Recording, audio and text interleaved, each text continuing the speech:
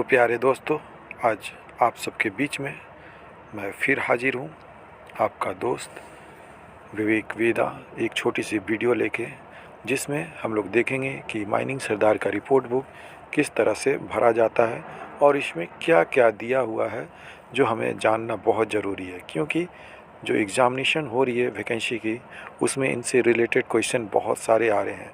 तो इसको हम लोग जल्दी से देख लेते हैं कि इसके अंदर में आखिर होता क्या क्या है, ताकि जो आने वाले एग्ज़ाम्स हैं उसमें हमको कोई भी तरह का परेशानी ना रहे। तो सबसे पहला जो पॉइंट रहता है, इसमें आपको खदान का नाम लिखना रहता है। तो यहाँ से शुरुआत करते हैं। तो हम लोग देखते हैं कि नेम ऑफ माइंस यहाँ लिखा हुआ है। उसके बाद ऑनर यानी WCL SCCL जो भी हो वो लिख देना है यहाँ पे। उसके बाद डेट, जिस तारीख का रिपोर्ट आप भर रहे हैं उसका शिफ्ट, जो शिफ्ट्स का रिपोर्ट भर रहे हैं, टाइमिंग क्या है आपके शिफ्ट का, उसके बारे में डिटेल देखना है। फिर टेक ओवर चार्ज, यानी आपने जिनसे चार्ज लिया, कितने बजे चार्ज लिया, वो जगह और प्लेस, ये सब लिखना है। उसके बाद आ जाते हैं हम लोग आगे बढ़ते हुए इंटरवल, यानी कितने घंटे का इंटरवल बीच में शिफ्ट के बीच में लिया। Name of person under the charge, तो name of person under the charge ये आपके उसके बाद देना है पॉइंट में। फिर छोटा सा डिटेल हमें देना रहता है काम के प्लेस के बारे में, हाइट हो गया, वाइट हो गया, मशीन इशू हो गया, इन सब चीज़ों के बारे में। इसके अलावा भी अगर कोई इन्फॉर्मेशन आपको लिखना है तो ये जगह दिया हुआ है आपके लिए। उसके बाद बी, जो ए का बी है, उसके आ जाते हैं मेजरमेंट पिलर पे। अगर ऐसा कुछ है तो उसका डिटेल आपको यहाँ पे लिखना होगा। ओवर हैंडिंग या ओवर कट आपको शिफ्ट के ड्यूटी के दौरान मिला है तो उसके लिखना है। लूज मटेरियल हो गया या मटेरियल ट्री वगैरह अगर ड्यूटी आवर में आपके वर्किंग प्लेस के अंदर में मिला है तो उसके बारे डिटेल में लिखना है यहाँ पे। फिर फुटपाथ ट्रेवलिंग कैरिंग आउट, चलने वाला रास्ता जो है वो सही था कि नहीं था, इसके बारे में लिखना है। फेंसिंग टॉप ऑफ क्वायरी, जो बर्म वगैरह दिया हुआ है उसके बारे में 5 नंबर पे देना है।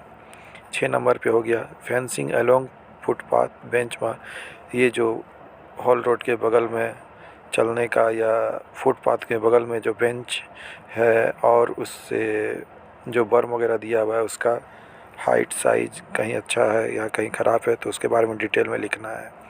उसके बाद ड्यूटी आवर में हम लोग हेलमेट बूट जो PP इस्तेमाल करते हैं उसके डिटेल को लिखना है 7 नंबर में। उसके बाद यूज ऑफ सेफ्टी बेल्ट, अगर किसी तरह से कोई सेफ्टी बेल्ट से जुड़ा हुआ काम शिफ्ट के दौरान में हुआ है तो उसके बारे में डिटेल में लिखना है। फिर हम लोग जल्दी से आ जाते हैं पॉइंट नंबर 9 में, जिसमें कंडीशन ऑफ डंपर का कंडीशन के बारे में डिटेल में बता देना है कि गुड है, सेटिस्फाई है, मतलब चलने के लायक है या कोई इशू है, इन सभी चीज़ों को बताते जाना है। उसके बाद B का 1 में फर्स्ट एड स्टेशन के बारे में डिटेल कर देना है। ड्रिंकिंग वाटर के बारे में डिटेल बता देना है कि नहीं है, अवेलेबल रिक्वायरमेंट है। उसके बाद पॉइंट C में dangerous observe and action taken, अगर किसी तरह का कोई डेंजर ड्यूटी के दौरान या आपके वर्किंग आवर के दौरान मिला है तो उसका डिटेल यहाँ पे आपको बता देना है।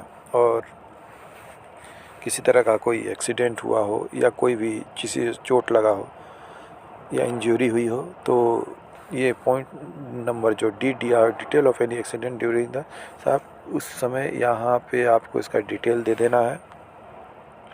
उसके बाद पॉइंट E में आ जाते हैं तो detail area fence of under the direction, उस जो किसी तरह का कोई घटना हुआ या कोई जगह डेंजर मिला तो उसको फेंस किए हैं कि नहीं उसके बारे में डिटेल देना है।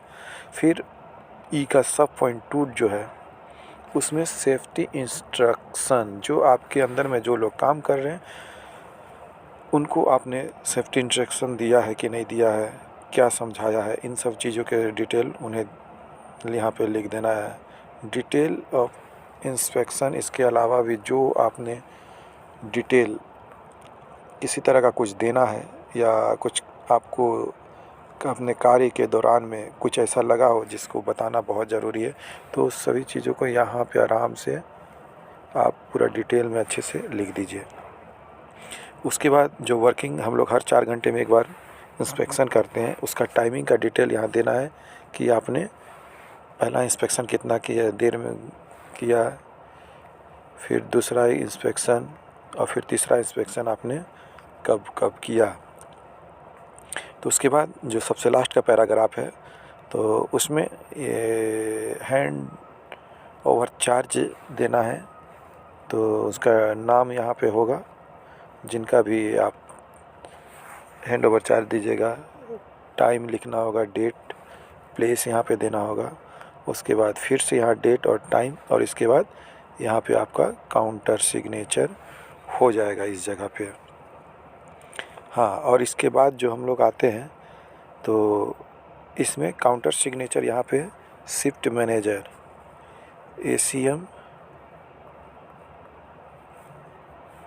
एसीएम करते हैं, शिफ्ट काउंटर सिग्नेचर। और सबसे लास्ट का जो पैराग्राफ दिया हुआ है, इसमें अगर कोई माइनिंग सरदार लिखे हुए या लिखने पढ़ने में असमर्थ हैं तो वो पूरा रिपोर्ट किसी से भरवाएंगे और यहाँ पे नाम लिख के वो अपने अंगूठों का साइन देंगे। तो ये छोटी सी जानकारी आप लोगों के लिए मैंने लाया है।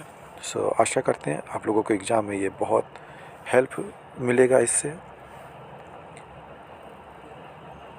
तो मेरे प्यारे दोस्तों, मेरे चैनल को सब्सक्राइब कीजिए ताकि मैं इस तरह के जुड़ी हुई और भी वीडियो आप लोगों के लिए लाता रहूं।